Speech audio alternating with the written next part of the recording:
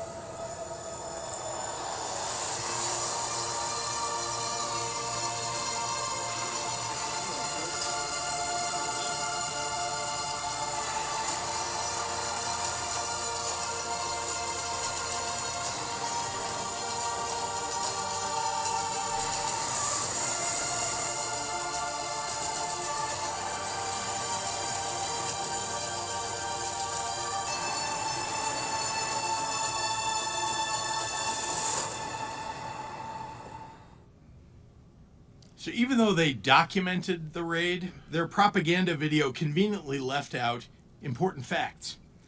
In the dead of night, and seemingly for the cameras, armed federal agents emerged from the Black Hawk helicopters, rappelling onto the roof of that apartment building.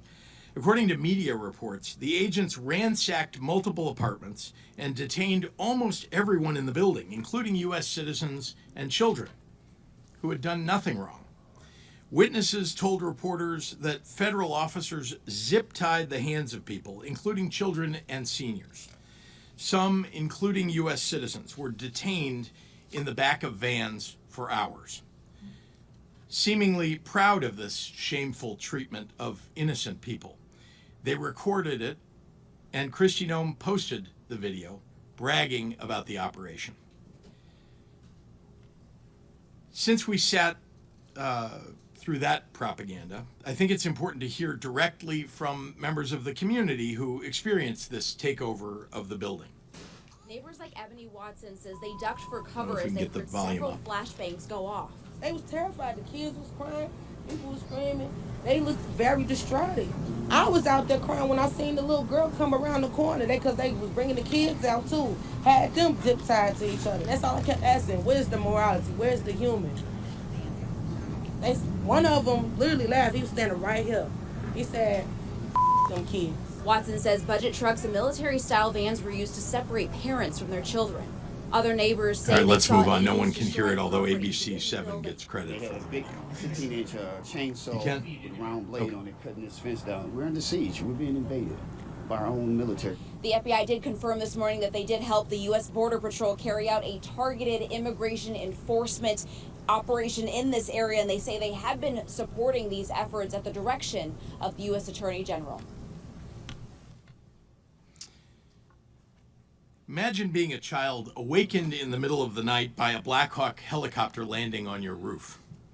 Imagine an armed stranger entering your home and forcibly removing you from your bed, zip-tying your hands, separating you from your family, and detaining you in a dark van for hours. This didn't happen in some faraway authoritarian regime. It happened right here in Chicago, right here in the United States of America. The reports of excessive use of force against children is unconscionable. And the way many innocent residents who lived in the building were treated is appalling. In response, I've directed the Illinois Department of Children and Family Services and the Illinois Department of Human Services to provide support and to evaluate the treatment of the children who were traumatized. If they find suspected abuse or neglect by federal agents, the state will be taking every possible action to hold those individuals accountable. Now, I'd like to turn to some examples of the more egregious actions that we've seen from ICE, CBP, and the other federal agents. Over the past several weeks, it has been made abundantly clear that Trump's invasion force is not going after the worst of the worst, like he said. They're harassing and detaining many people based only on the color of their skin. Tamale vendors, delivery people, people looking for work at Home Depot, and even families just out and about enjoying themselves on a sunny day. Dasha Ramirez, an 8-year-old girl, and her family were detained by federal agents while enjoying a day in Millennium Park. Witnesses saw her crying and clutching her doll. Honestly, what danger did they represent? What is it that they presented that was so awful? And how did detaining them make anyone safer?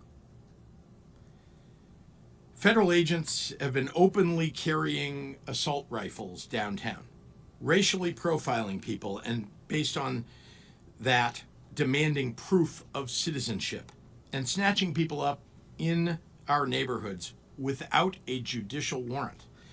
All of it rightfully has Illinoisans very upset. In the small suburban village of Broadview, with a population of 8,000, federal agents have turned 2 blocks of protest areas into a war zone by firing chemical agents and tear gas at peaceful protesters. They've used rubber bullets and flashbangs. Agents reportedly unholstered their guns and pointed them at peaceful protesters. They arrested a journalist who was a bystander, and they fired a chemical weapon at a CBS reporter in her car. They even detained Juan Munoz, an Oak Park trustee, and they're detaining people for extended periods in a facility not designed for that purpose. After seeing this, I could not, in good faith, allow federal agents to continue inciting people who were there to express their First Amendment rights. At the request of the Broadview Police Department and with the help of the Cook County Sheriff's Office, we sent backup to ensure people could safely express their rights while also protecting nearby Broadview residents who have had ICE and CBP operating in their neighborhoods in an aggressive fashion and interfering with their daily lives. As someone who has, myself, peacefully protested since I was a kid, I understand the sentiments on the ground from some of the advocates, but I want to say this: peaceful protesters are welcome. Federal agents who abuse their position to terrorize Illinoisans and incite violence are not welcome. They aren't receiving any orders from Trump to cease and desist their aggressive behavior. Remember, they answer only to Trump, not to the people of Illinois. In case there's any doubt about that, Noam, Bovino, and their agents have been escalating the situation outside the ICE facility and inhibiting the Broadview police from doing their jobs. At one point, state police asked CBP leaders for time to move the crowd to avoid any unnecessary confrontations. Rather than give state police time to protect the protesters and the ICE agents, Kristi Noem chose to drive her motorcade through the protesters to create clashes. Shortly after, Bovino came out to threaten mass arrests. These stories are only scratching the surface. While all of this happened, we got reports that tear gas was unnecessarily thrown by agents at people on a busy street in Logan Square, right near an elementary school and a grocery store. A Chicago alderman at a hospital asked masked officers some questions about someone that they detained, and she was arrested for it. Learn your laws. He has constitutional rights. No. He has constitutional rights. Do you have a sign? No. You need to leave. For him? Turn around. You're impeding. Turn around and leave. He is under. I'm going to arrest you if you do arrest. not leave. You are going to be placed under arrest. Do you have a signed judicial warrant for him? Can somebody go in the hallway and get Lisa for me, Do please? you have a signed judicial warrant for him? Can somebody go in the hallway and get Lisa for me? This is an older person who's being under arrest. I need my other staffer who's in the hallway by registration to come here, please.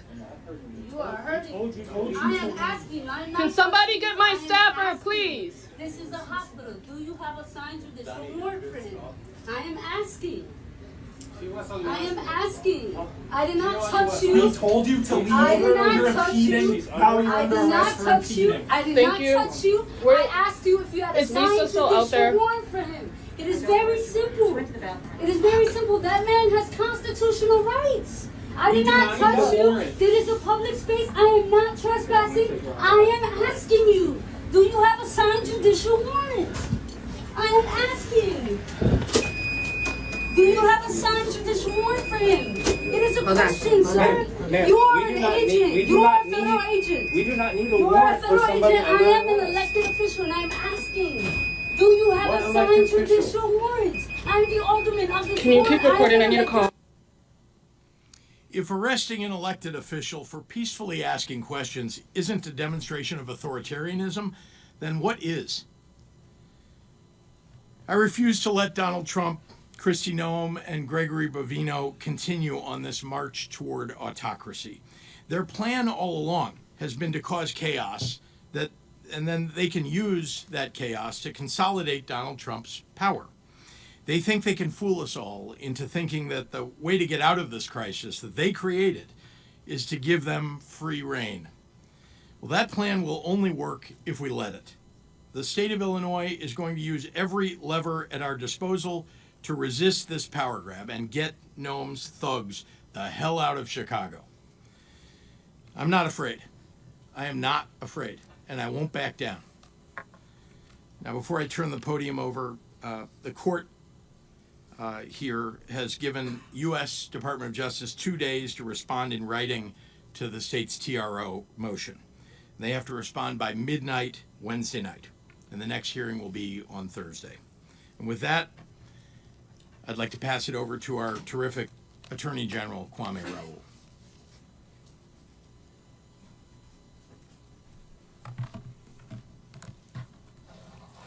Thank you, Governor. Good afternoon. Good afternoon. As we all know, the president has for some time been threatening to deploy the National Guard into Chicago and into the state of Illinois. And that's significant. And he's been threatening to militarize our streets, and in many ways has done so. This morning, I filed a lawsuit challenging the unlawful deployment of the National Guard troops to Illinois, including the Illinois National Guard, the call for the Texas National Guard. And my lawyers have just, as the governor updated you, were just in court arguing these actions. We're seeking a temporary restraining order, and we'll hear from the government from the federal government within a couple of days. The American people, regardless of where they reside, should not live under the threat of occupation by the United States military, particularly for the reason that their city or state leadership has fallen out of the president's political favor. I said we would be prepared to respond to any unlawful deployment, and that moment has come, and we have responded. In the more than 40 lawsuits we have filed challenging the Trump administration's unlawful actions, we've explained that the executive branch has to follow the law. A president cannot go beyond the authority granted by Congress with regards to deploying the National Guard. The militia clauses of the United States Constitution give Congress sole authority to decide what factual circumstances allow the president to federalize the National Guard. The Posse Comitatus Act prohibits members of the military from engaging in civilian law enforcement. Just last month, a judge in California recognized that fact. Our local law enforcement have shown time and time again that they are effective at maintaining peace throughout Illinois. And the 10th Amendment preserves the state's sovereignty and right to do so. And there is no need or justification for a militarized response to anything going on in Chicago. It is unfair to National Guardsmen. It is unfair to local law enforcement. And it is certainly unfair to the law-abiding citizens of Illinois who do not want to be subject to military occupation. The only situations that are out of control are certain ICE and Customs Border Patrol officers who are engaged in shocking overreach in an attempt to create a crisis. In fact, President Trump's own statements over time demonstrate that this is not at all about an emergency. He said specifically that he wants to use American cities as military training grounds. He has threatened using a meme, Chicago about to find out why it's called the Department of War. He has disparaged and threatened to deploy in Chicago for weeks. This is not about an emergency. This is a political targeting utilizing our military. This is not about the federal government being unable to do their job through normal channels. This is about a president's unconstitutional desire to take the unprecedented action of militarizing American cities. But just this weekend, a judge in Oregon issued a temporary restraining order stopping the administration's similar actions in Oregon. As the judge said in the ruling, this is a nation of constitutional law, not martial law. Donald Trump's derogatory comments about the city of Chicago started even before he took office. Without any official communication with the state, Operation Midway Blitz began bringing federal immigration teams in unconstitutional detentions and raids that have caused mass panic and protest and injuries. And the shooting of a Franklin Park resident and father during an attempted warrantless vehicle stop by federal agents. Throughout the month of September, it is federal agents who have escalated tactics, with the head of the Customs and Border Patrol operations in Chicago threatening that ICE would bring a shit show to Broadview, which is what they have created. It was not until September 26 that a memo from DHS was sent to the Department of Defense requesting 100 troops to be sent to protect ICE facilities in Illinois, presumably in reference to Broadview. That memo was emailed to a member of the Illinois National Guard on September 29, requesting troops to integrate with federal law enforcement operations. The state received no further communication until the morning of October 4th, a Saturday.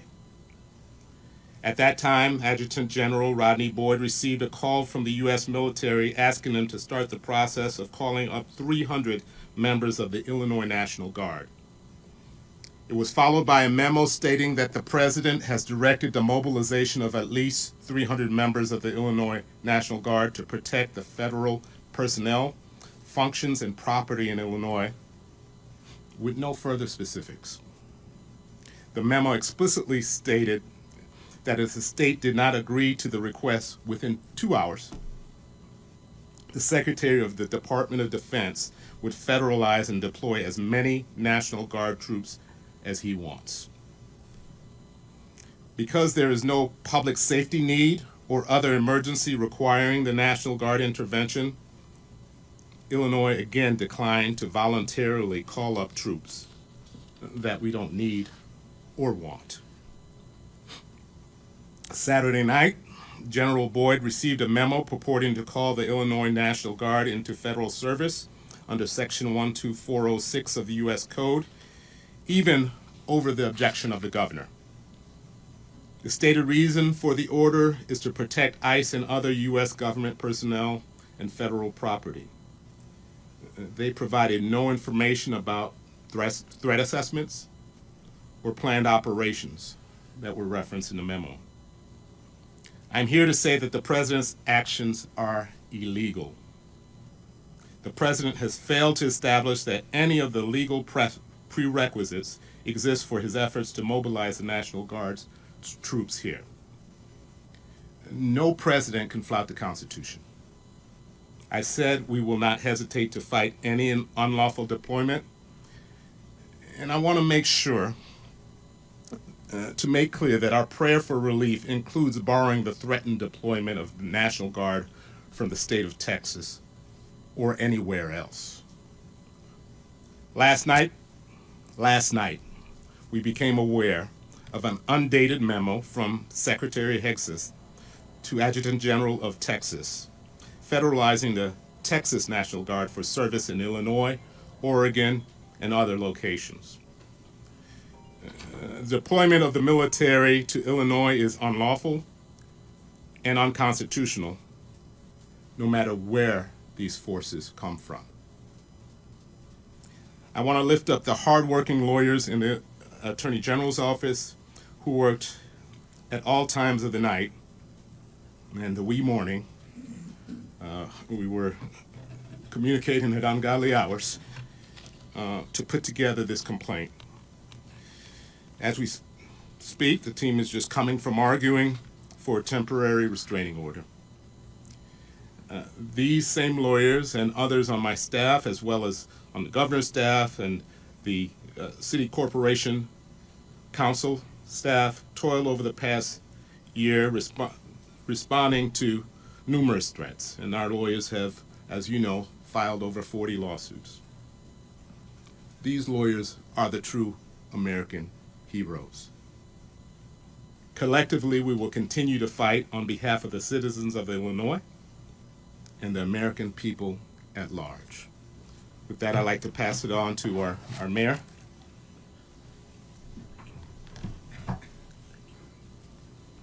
Thank you, Mr. Attorney General.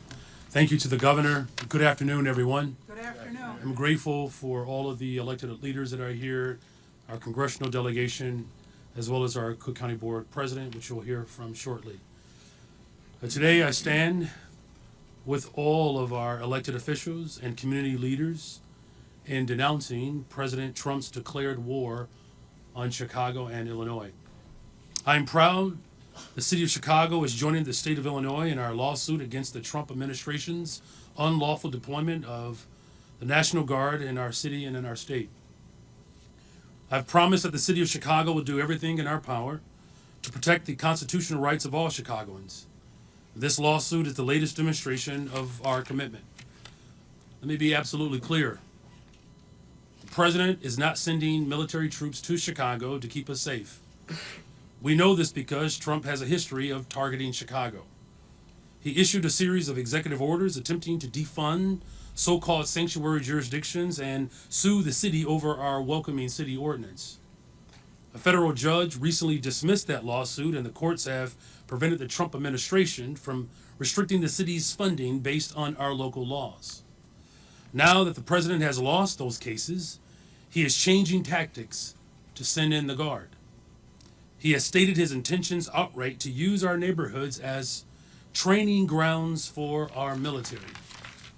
He told them that they are, and they must be, prioritized in order to, in his words, defending the homeland against the invasion from within in American cities run by, quote, radical left Democrats, specifically including the city of Chicago.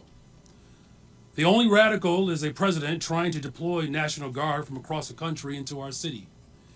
We do not need or want the National Guard to police our streets. We want to continue our holistic strategies and partnerships that have led to the safest summer in the city of Chicago in 60 years. Not only will a National Guard deployment make our communities less safe, but it will also have a chilling effect on economic activity in Chicago, as we have seen in other jurisdictions where the president deployed the Guard. And furthermore, deployment of the National Guard will impose costs on CPD and other city departments who will have to respond to protest activity and any issues that may arise from the deployment. This is wrong, full stop. With today's litigation, we send a message to the president. Chicago will not be used as a political prop. Chicago will not be intimidated, and we will not be silent. And to our residents, know that we are fighting for you and using every legal avenue to protect your rights, dignity, and your humanity. And lastly, I want to be clear. When we talk about protecting our democracy, we are not just speaking about the right to vote every couple of years. We are speaking about something much deeper and much more profound. We go back to the labor leader, A. Philip Randolph's definition of democracy, and he said, a community is democratic only when the humblest and weakest person can enjoy the highest civil, economic, and social rights that the biggest and most powerful possess. And that means that whether you are a billionaire or a thousandaire or a hundredaire, you deserve the exact same rights. The Constitution applies to all of our residents. This president wants to remake a country by the ultra-rich and for the ultra-rich, and he wants to use the military and his private militarized force to repress the rights of poor and working people. We prefer a government that is of, by, and for the people. And that's what we are fighting to protect. And thank you again to the governor, the attorney general, and to our congressional delegation and our county leaders, and to all of our partners that have demonstrated a great deal of unity and courage and persistence in this moment. Our city has faced tough times before, and every time we stood strong because we stood together. Let's continue to work together to protect our democracy and to fight for the future of our country. And with that, please welcome to the podium Cook County Board President Tony Preckwinkle. Good afternoon. Good afternoon. I'm grateful to be here with the governor, with the attorney general, with the mayor, and members of our congressional delegation. Jesus Garcia, Jan Schakowsky, Mike Quigley, Raja Krishnamurthy, Brad Schneider, Robin Kelly, and Danny Davis. Thank you all. For generations, our neighborhoods have been built and rebuilt by working people who stand together in hard times. We're not strangers to struggle, and we're also not people who will be intimidated. The Trump administration's authorization of National Guard troops to enter Cook County and Chicago is a dangerous and reckless abuse of power. It's an affront to local governance, a violation of trust, and an insult to residents and local law enforcement officers who are working every day to make this city safer and more just. Slamming human beings to the ground, dragging them in the street. This is not immigration enforcement. It's intimidation. It's fear tactics. It's an illegal abuse of power dressed up as law and order. The truth is that our local leaders, our local police, our community organizations, and our residents have been working for years to reimagine what safety means. It's about building trust, investing in prevention, and healing the wounds that have festered far too long. We're working to replace fear with fairness, and this administration would rather send troops than send real help. We know what this looks like. Deploying the National Guard to Chicago sends a chilling message. It tells us that standing up to the Trump administration is something to be crushed, not heard. That local voices do not matter. The federal government decides to flex its power. This is not democracy. It's authoritarianism, plain and simple. I stand with Governor Pritzker, Attorney General Raoul, Mayor Johnson, and every local leader who rejects this federal overreach. Cook County will continue to stand firm in defense of our residents and our democratic values. Cook County will be filing an amicus brief in full support of the state of Illinois' lawsuit to block the Trump administration from deploying federalized National Guard troops in our communities. The federal government has been extremely clear that they're taking this action not to assist Illinois and local officials, but to use Chicago as a training ground for the military to fight what they dub the war from within. This is direct punishment of state and local governments' exercise of their sovereign right to enact constitutional laws and ordinances. We believe in accountability. We believe in community solutions. And we believe that local problems are best solved by local people. We are a proud, diverse, and resilient county. We fought for decades to build a government rooted in equity and inclusion. And we will not allow our efforts to be undermined by a federal government that chooses confrontation over collaboration. And now I'd like to bring to the podium Congressperson Jesus Garcia.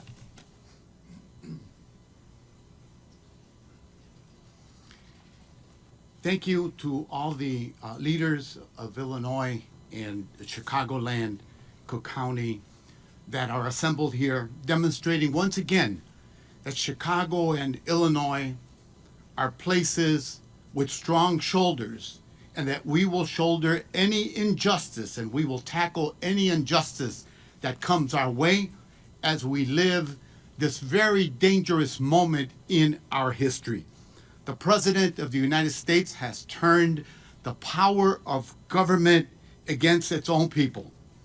In my community, ground zero for these attacks, ICE has created a constant state of siege. People worry about their presence and their tactics every single hour of the day and night. We've seen masked ICE agents shoot into cars, engage in chemical warfare with bystanders, and even assault parents in front of their children. My grandson, who I am raising with my wife and my wife, are terrified. My grandson talks about it every little while, and he wants to know if his classmates will be safe, if their parents will be deported. But it's also never been just about immigrants. It's about controlling every one of our communities, brown, Asian, black, and everyone who is Chicagoland and Illinois. These are not actions of a democracy. These are actions of a tyrant. I took an oath when I became a citizen 46 years ago, and again when I was sworn in as a member of the United States Congress, and my loyalty is sworn to the U.S. Constitution, and only that. And my oath compels me to be here today with our leaders. Because when a president tries to federalize the National Guard, when he ignores court orders, when his agents break the law and brutalize our community, he is not protecting the country, he's waging war against the country. This lawsuit is not just about legal arguments, it's about accountability, it's about whether or not we'll allow tyranny to take root on our soil.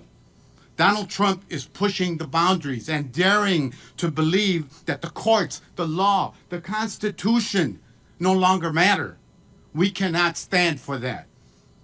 Don't lose the faith. We must fight as if the courts still matter, because they do. We must stand as if the law has meaning, because it does. And we must resist together, because only together can we defeat the assault on our communities. Chicago will not be intimidated. Illinois will not be silenced. History will remember where we stood in this moment, whether we stood tall or we shrank in fear. Today, we stand tall. Brevemente. Estamos viviendo en uno de los capítulos más peligrosos en la historia de nuestro país. El presidente de los Estados Unidos ha convertido el poder del gobierno en una arma en contra del pueblo. En mi comunidad, el epicentro de estos ataques, los encapuchados han creado un estado de sitio, disparando a carros, lanzando gases contra vecinos y asaltando a padres enfrente de sus niños. Esto no se trata de controlar a nuestras comunidades, no son acciones de una democracia. Cuando yo tomé el juramento de ciudadano hace 46 años y después como miembro del Congreso, mi lealtad fue a la Constitución de esta nación. Y por eso estamos aquí unidos todos nosotros. Trump quiere nacionalizar a la Guardia Nacional e ignorar órdenes judiciales y permite que sus agentes violen la ley. Eso no es proteger al país, es hacerle la guerra. Chicago no se dejará intimidar. Illinois no será silenciado. Hoy nos paramos firmes, declaramos que el intento de ser dictador no ganará, que la democracia no morirá bajo nuestra mirada y que el poder del pueblo superará el poder de cualquier presidente. Muchas gracias. Thank you. Happy to take questions from members of the media. Tina.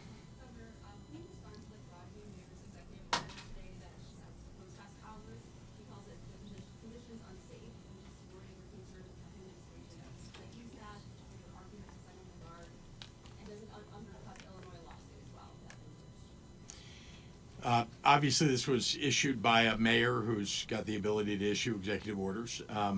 And she is deeply concerned about the people who live in Broadview and how they've been ill-affected by the challenges in her community as a result of the way ICE is behaving. So I know that it was aimed at that. I can't speak to whether it would affect the lawsuit or I know this is about, though, keeping the people of Broadview from being targeted or being unsafe in their communities. I mean, these are folks who are just trying to get to the grocery store, take their kids to school, They live in a community that never had this kind of unrest until Donald Trump decided to do this. Yes.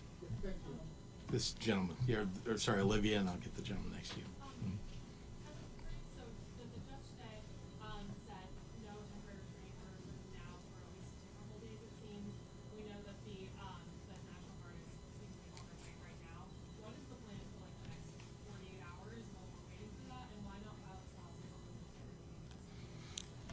I'll let the Attorney General talk about the timing. As I said, and I apologize, Olivia, I did get your message. My lawyers have been toiling for weeks on this issue, as well as other issues. Timing for filing our lawsuits is when they are ready. As you may know, if you've read the complaint, it's a 70-page complaint with a over 50-page supporting memorandum with over 300 pages of supporting materials that have been put into place over time, and they're facts that evolve over time, including, as I mentioned earlier, us becoming aware of the notion of deploying the Texas National Guard last night. We didn't know that Saturday. We didn't know that Sunday morning. And so facts evolve, and so we file a lawsuit, not in a rush to just say that we're responding, but we work hard to make sure it's right. It's right by the law. It's right by the facts, and we file it when it's ready. I've known of talks about the Illinois National Guard for weeks, but it was not ripe for filing. Your interpretation from perhaps a journalistic point of view is different from that from a legal point of view. I don't want to file a lawsuit that's summarily dismissed because it's not ripe for filing. Mayor Johnson, is Mayor Johnson allowed to answer a question? Mayor Johnson, I just want to, can I just repeat, I want to make sure that you understand the ripeness of it is very, very important, that there are certain triggers that allow you to file a lawsuit. I can't, in anticipation of one of you taking some action without any evidence of you doing it, actually file a lawsuit against you, nor could the state of Illinois file a lawsuit against the President of the United States or the federal government or ICE without the actual calling up of those troops. So it's when did I receive notice? And remember that Oregon had to go back into court to extend that TRO to the Texas and California National Guard that were being called up. In Illinois, we wanted to make sure we had that covered on the first time out. Yes, sorry. Yeah.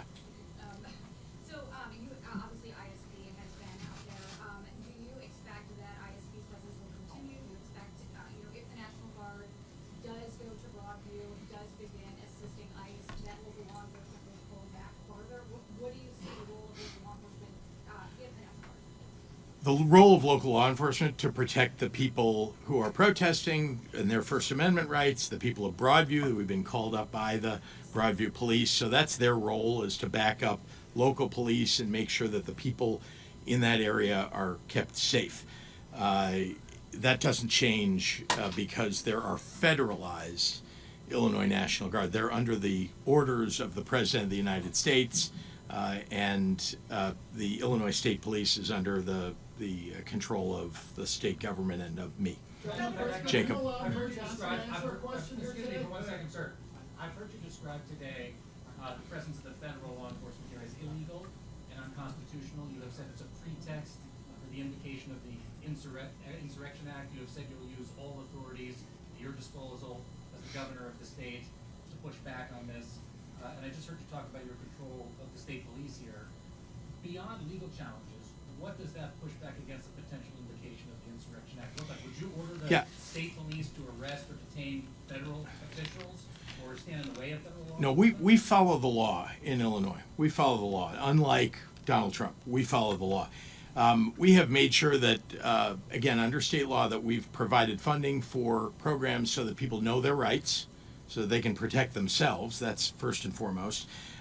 We've made sure that we've pleaded with the public to take action by using their phones to videotape anything and everything that they see. We want to make sure that that's recorded. It's why we were able to even show some video here today.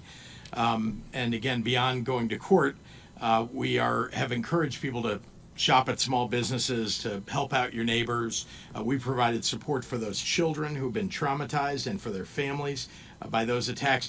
But it is the courts, in the end, that are going to have to rule on whether or not Donald Trump has the ability to call up National Guard from another state or from our state.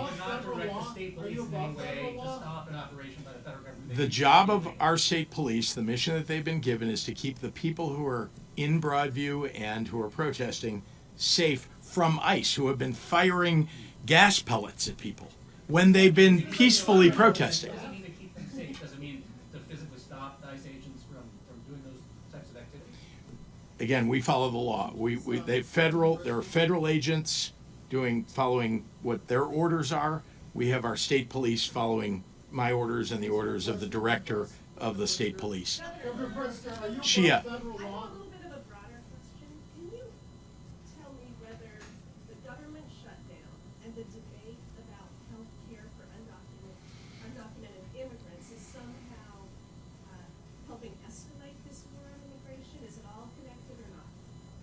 No, the only connection that you could ever find in that regard is that Donald Trump likes to go after Democrats, political opponents. You know, he's called the Democratic Party a leftist. His organization, his White House has called the Democratic Party a terrorist organization.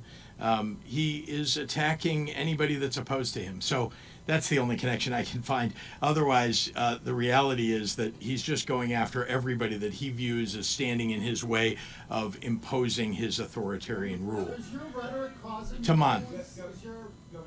Invasion rhetoric, your Civil War rhetoric? The police superintendent said today that he doesn't have the power to arrest federal agents.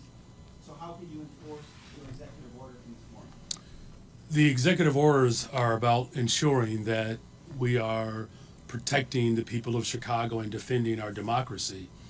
I've given very direct instructions to ensure that all of our sister agencies and our city departments are doing just that, upholding the local ordinances and again protecting and defending the rights of every single resident. You know, as far as being able to enforce the measures that we've put forward, one, we're going to use every single tool that's available to us, and as I've stated before, you just heard the governor express it as well. This battle is going to take place in the courts and in our communities. Here's what's most important here, is that the people in this city, in this state, and throughout the county, is that we're all united around protecting the fundamental right to be able to have a democracy. And that's going to simply mean that we're going to have to organize on the ground. This is not just simply about a battle between authority. This is about making sure that the 700 people who showed up on the north side of Chicago to organize, to build the resistance, that's a clear example of how the organizing on the ground plays an incredible role in defending people.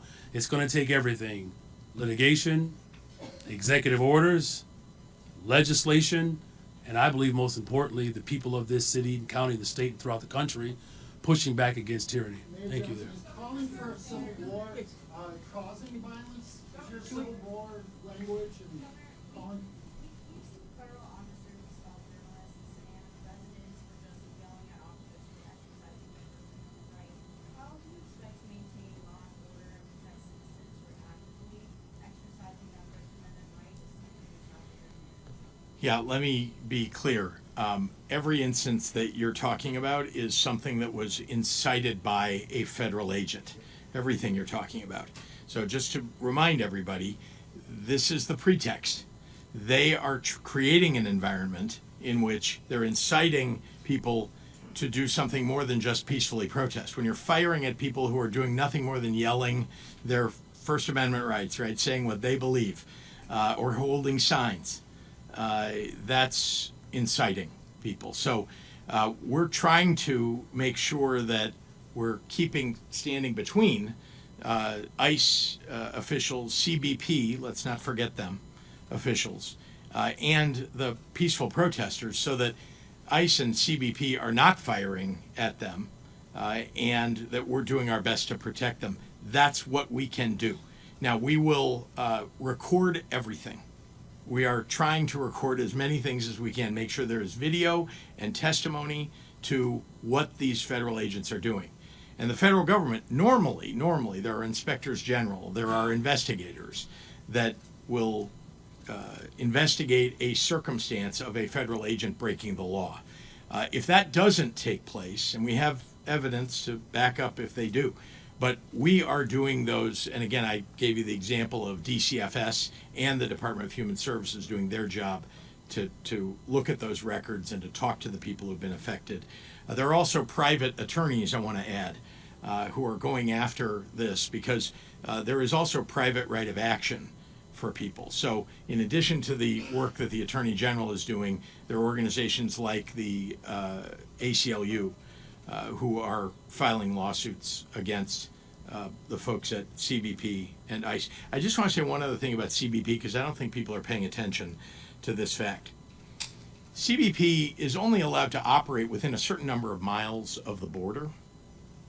Well, they have declared that the border is at the shores of Lake Michigan. That is why they're allowed to operate now, or at least why they're being told they're allowed to operate in the city of Chicago.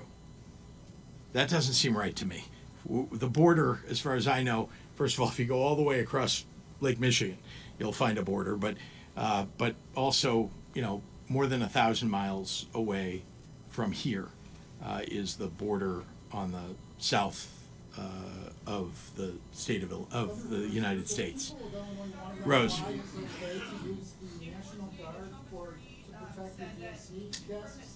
But not to protect the legal rights of citizens? Well, first they should stay the hell out of Illinois. I've been very clear about that. We do not need troops from some other place being sent into the state of Illinois, or any troops, to be honest with you. Although I have to say, I have great affection for the Illinois National Guard. They do excellent work. They are trained to protect not only the state of Illinois, but the United States. And they are sent abroad to do that. They are trained as soldiers. And instead, they're being conscripted into something that would make them something like a police officer. And yet they don't have the training to back that up. They have amazing training, but not to be on the street making arrests or doing crowd control. I have. I've been very clear to Governor Abbott, not the first time, as you know, but I have been very clear that he should withdraw his approval of the president calling up his Texas National Guard. And again, Governor Abbott should stay the hell out of Illinois' business. Yeah. Yes, sir. In the back.